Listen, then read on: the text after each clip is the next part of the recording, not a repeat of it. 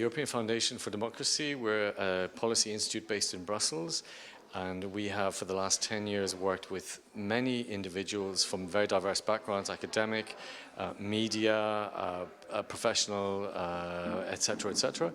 And what our aim is to amplify the voices of these people in front of the European institutions, so the European Commission, the European External Action Service, the Council of Ministers, as well as the European Parliament and the general public, because their voices are critical and they have an experience and an expertise that we feel is underheard. And we see that the voices of those who are more institutionalized are the ones that the European institutions tend to go to.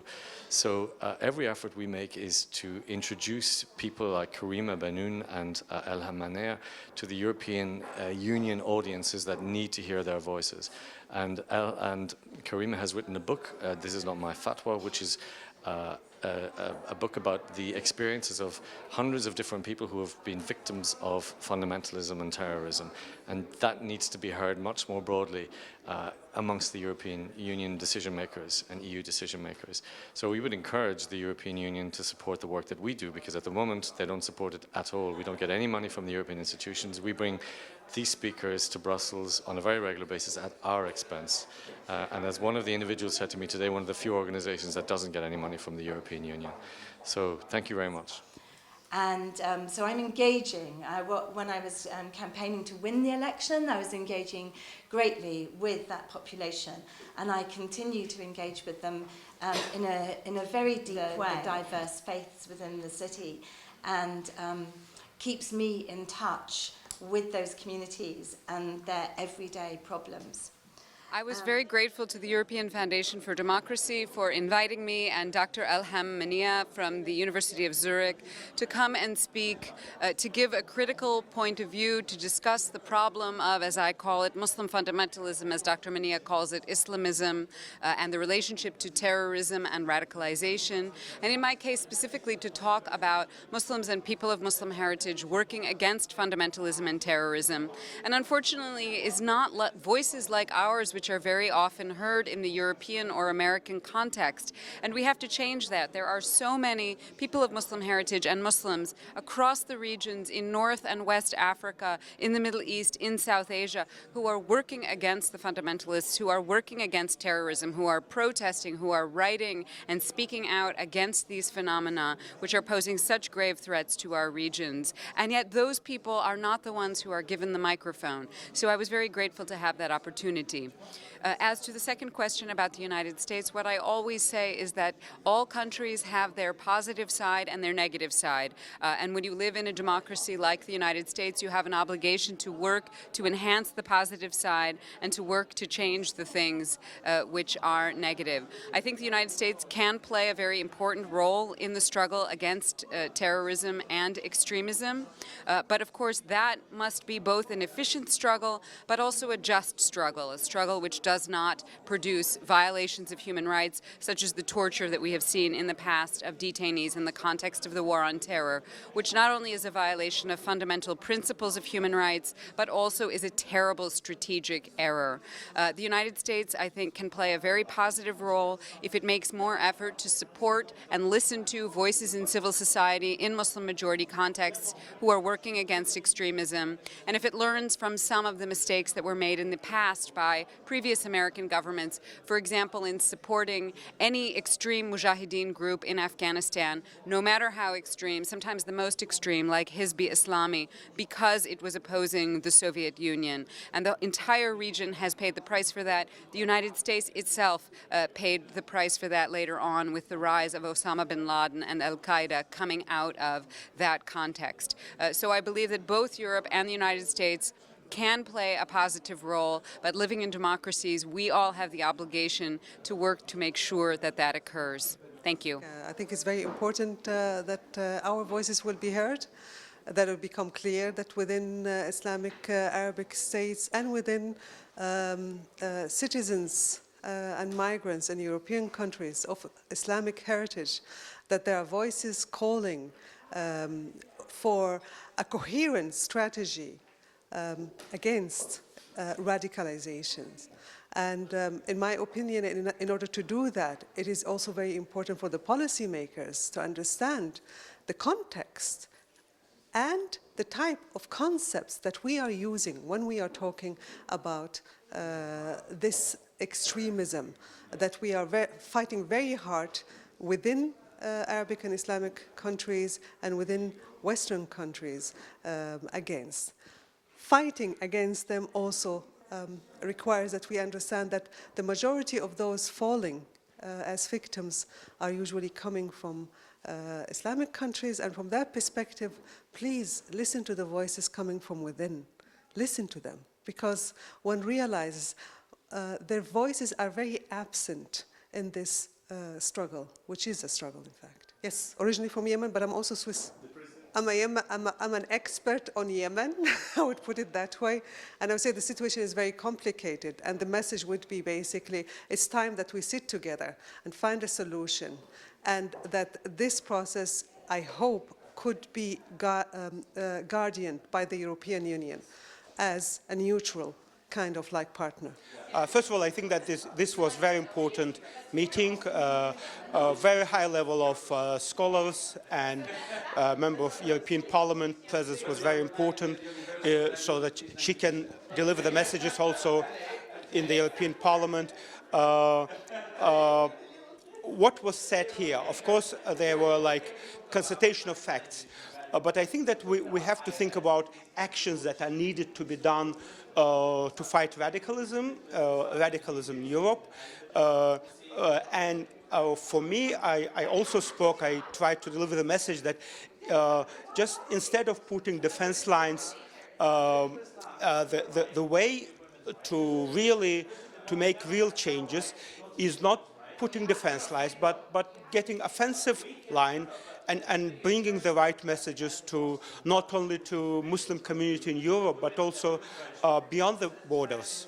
I said that when we speak about European Muslims living in Europe, the polls show, fortunately, that many of them, they identify themselves, first of all, like citizens of their countries where they live. So most of them, when you ask a Muslim guy on the street in Brussels or in Germany, he firstly says that I am a French citizen, I am a German citizen, I am a Belgian citizen. Then when you say, well, where are you from, your origins, he says that I am from Morocco, from Istanbul, from Turkey. And then it comes Muslim identity, which is very important, in fact. But we have to develop in Muslim communities here, first of all, their citizenship values, which are very important. And through citizenship, to deliver the messages to the different communities. And I think that Muslims in Europe who live here, who study here, who are part of the societies, they have a big role to play. We have to work together to speak out, and to speak out in the conferences like this, to attend the meetings and to be proactive rather than just to be listeners. For young people is to be active citizens of the communities here. By being active citizen, you can also promote your values, also values that are important for you.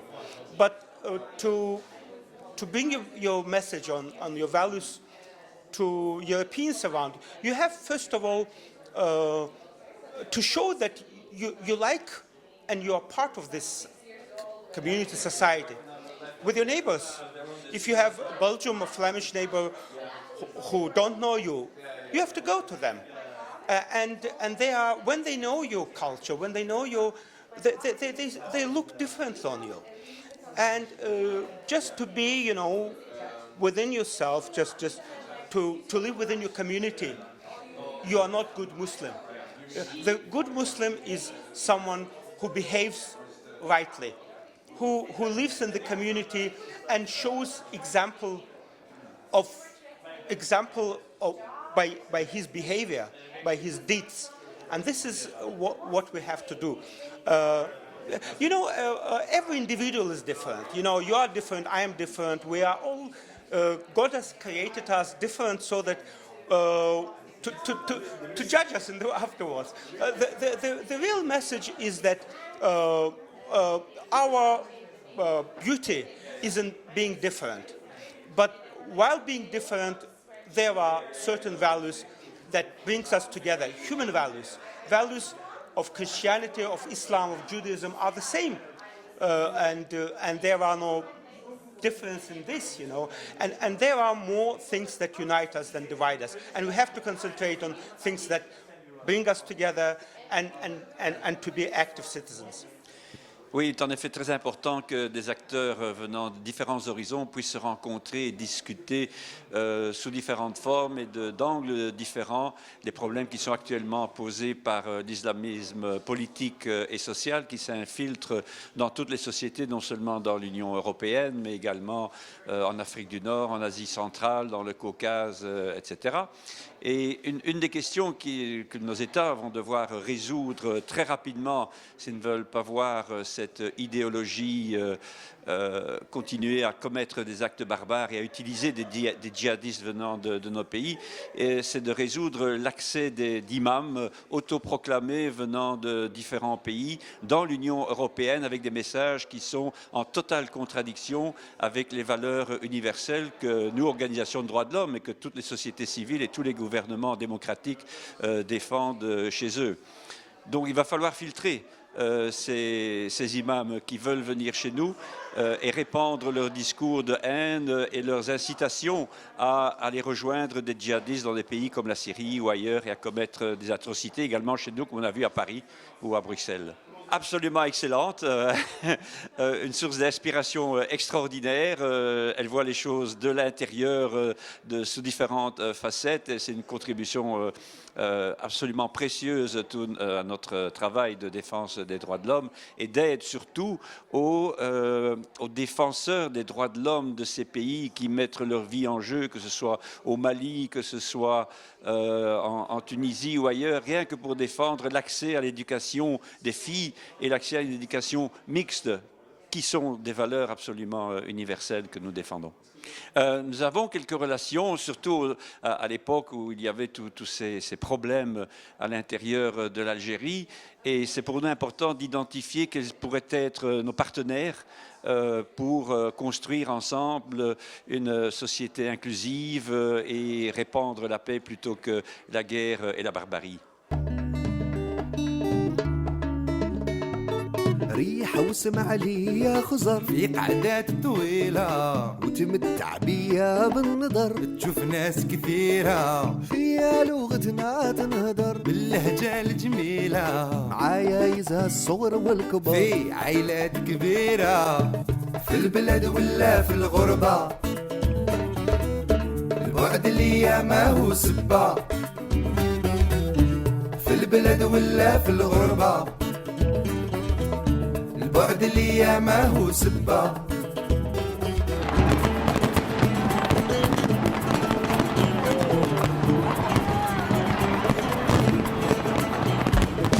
جيت من بلاد الشمس والبحر سواحل طويلة وغوابي لونها خضر العادات كثيرة كل وحدة عندها عطر وحكايات جميلة وصحاري فيها تمر في واحات كبيرة في البلد ولا في الغربة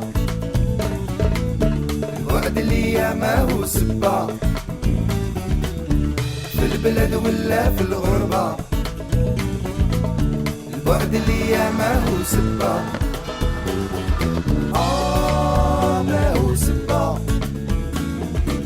البعد اللي ما هو سبة درتي